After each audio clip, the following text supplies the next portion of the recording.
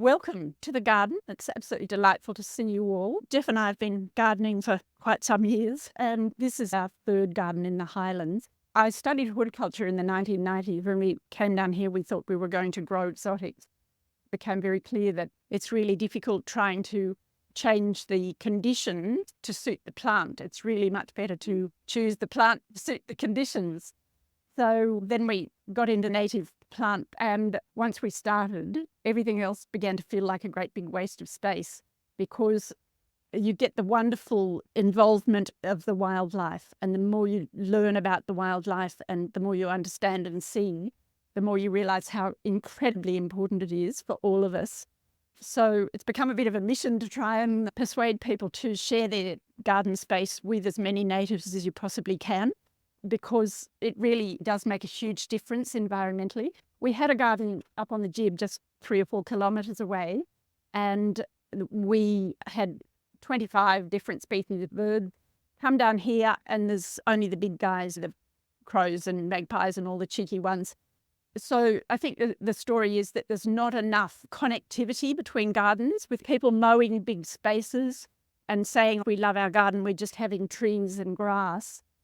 We're making it impossible for wildlife to move about. The little birds can't move about. There's no protection for them to get about the district. Therefore, there's not enough for them to eat. Therefore, we're seeing them disappear just so fast. This was the garden at that time, front and back. The bobcat guys did a terrific job of compacting all the soil, back and forth, spreading the onion weed and spreading the oxalis. The garden now that you're looking at is about 5.5 years old, and it just shows how forgiving the plants are. We have worked hard to remove the weeds, but the plants are just absolutely amazing. You really get a terrific result using natives. I'd have to say that probably the trees are looking about their best. We often look out and say, it'd be really lovely if they stopped right there. We have chosen snow gum. They're mallee gums. They're all one species. They're Eucalyptus gregsoniana. They stay below 10 metres. Some people say 4 metres, but we've had a huge amount of rain, so a lot of ours have got a bit taller than that. They've been unbelievably forgiving, and they charm people. All eucalypts are grown from seeds, so you get a great variation between the growth habits. They do have the multiple trunks. That's their regeneration technique. If they are burnt, they regenerate from the base, where there's a lot of sort of starch stored, and so they regenerate and they shoot up multiple trunks. And you can encourage that, which is what we've done, by just cutting off the ones you don't want and retaining the ones you do. And some are very well behaved, and this one is very wayward. It does exactly what it wants to do. It waves its arms around all over the place. So I think probably the best thing is if we walk round the garden, starting at the back, and then we'll have a quick look at the trees.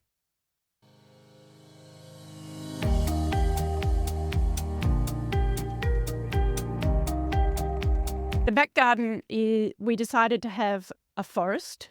We call it an urban forest. We chose one species because we want the garden to be decorative and beautiful, so that people are convinced that they can have a beautiful garden with natives. We love the multiple trunks, and we prune them also when they get a bit carried away. You know, that bit was going up into the gutters and bumping into the house and things. We take off some fairly reasonable sized bits. The mallee is this part. You can see that it's got like a big basketball under the ground there. And that's where the tree stores its starches and all its nutrition. If you drive along the expressway, you'll see that the eucalypts that were burnt there regenerate by shooting epicormic shoots all the way up the trunks. They just have this green fuzz going up the trunk. The snow gums have a different technique for regeneration. All the life is stored in that big ball of mallee underneath the soil. After about 5 years, I reckon you're stuck with the pruning then. You really have to prune. You've got to prune everything all the time in order to keep them looking schmeck, especially in a small garden. If you let the wattles go and things like that, honestly, you just finish up with chainsaw problems and whatever. So try and keep up with the pruning. The other really good thing about these is that if it does get too big and is a problem, we can just cut it right down. We would cut that off right down to there and it would just come up again. So that was why we weren't intimidated about planting them in here, where we felt that it's obviously quite close.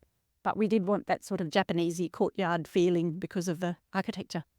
You can have as many as you want. They come up with a whole spray and just nip off the ones that you don't want and choose the ones that you do want.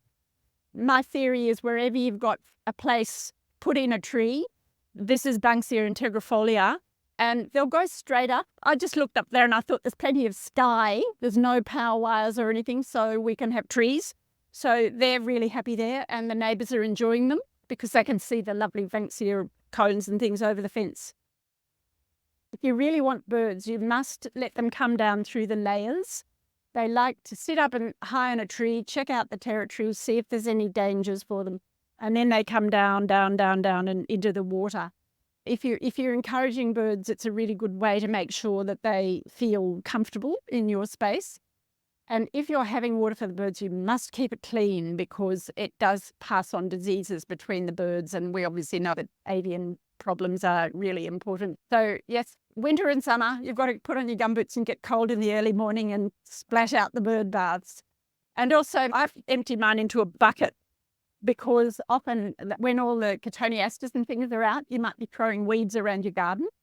So I tip it into the gutter out in the street if it's got cotoneaster berries and hawthorn berries and things in it. So accommodate the birds and make them welcome. Along the fence at the back, we've got some old terracotta pipe. And here, there's another one here. These are for the blue tongue. They can get in under there. Terracotta pipe, and there's the bits of trachyte. All these old gardens had bits of trachyte off the jib, but the blue tongues love basking on them. But they like somewhere where they can quickly escape so they can shoot in underneath. Over on that fence, I've made some of those sort of circular bits and pieces that I've tied everything together. Make sure that you do it that shape so that the lizards can get in and get protected if they see a dog or a cat or something that scares them. Have low water as well for the lizards and skinks and all the things that might like to have a drink down low. Various shapes and sizes within the garden. Planter boxes are tricky. These ones finished up about 3 times the height they were meant to be. We went to Sydney on the day the Wiki was here. It is difficult because the potting mix breaks down really quickly. If you're going to plant a verge garden, just do it. So we wanted to do this because we wanted people to feel as though they were walking through our garden when they walk down the street. And that's why we have no fence and the planter boxes so that people can sort of talk to us and talk to each other and feel welcome. It's very sort of community building. We really like that part of it. There are a few ground rules. Don't plant things that people are going to trip over. It's really important not to put floppy grasses on the edges. Things like this. This is a floppy grass, but it doesn't go right down to the ground and it tends to be quite upright. So choose the upright ones and just regularly go along and make sure that you're not putting something where someone put one foot down and then the other one goes through the loop. The flowers are absolutely loved by insects, butterflies and their caterpillars, and also the little skips. So we think that they're spiky and ugly and not pretty, but they love them. So lamandra flowers are really good. This was an experiment. We're not sure if it worked. You can see how black the bark has gone on these callistemons because of the excess water. And they actually get a little mite on them. And it's farmed by the ants. The ants actually sort of milk them because they produce a milky sap. A friend said an experiment with wrapping a bandage and Vaseline around the bottom of the tree because the ants can't get up. But I think we've got very smart ants here. Saltbush, choose things that are really hardy. These are really, really tough. This was truly horrible out here. It was just so compacted from years and years of mowing. The saltbush, every so often we mattock it out and start again. They're quite robust. These are Dianellas. They're a native lily. They're clump forming. They're very dense. They cause us no grief at all. They just stay there and tick along year after year. These little remainders, they have lovely berries, blueberries, and little sort of creamy yellow or blue flowers. The grasses, it's a good spot for grasses as long as you keep them back. And these little walkways, we try to keep them clear. This is a wonderful leptospermum, which is just the most enthusiastic, gorgeous plant. It's a Leptospermum continental, and it's just a mass of flowers in spring. That's why it's got all this wonderful woody fruit on it. I have to sort of keep it back from the footpath, which is a bit of a pity, but it's very enthusiastic, as you can see. And it has this wonderful habit. It throws these. This was a little tendril like this last season. It just came up, and then it's making this lovely woody, huge addition to itself. So that's a fun plant to grow. And because you prune them all the time, you can grow things that are quite big and vigorous. And you can have this wonderful bark. Correas are wonderful. Correas flower in winter, and they provide food for all the birds in wintertime and other things.